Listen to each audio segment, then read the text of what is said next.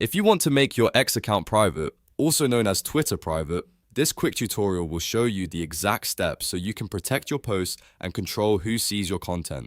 This is a great setting to turn on if you want a little more privacy, or if you only want approved followers to view your post. If this video helps, make sure to hit the like button and subscribe for more easy tech tutorials. Let's get started. First, open X and sign in to your account if you are not already logged in. On the left side of the screen, look for the More icon, which looks like 3 dots. Click that icon to open the full menu. From the menu, select Settings and Privacy. This is where X keeps all of your account controls, privacy options, and safety settings. Once you are inside Settings, click on Privacy and Safety.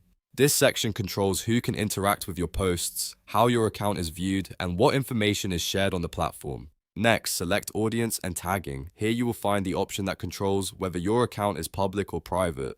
Now check the box next to Protect Your Posts. As soon as you turn this on, your posts will only be visible to people who follow you and that you approve. New followers will need your permission before they can see your content. This is the key setting that makes your X account private.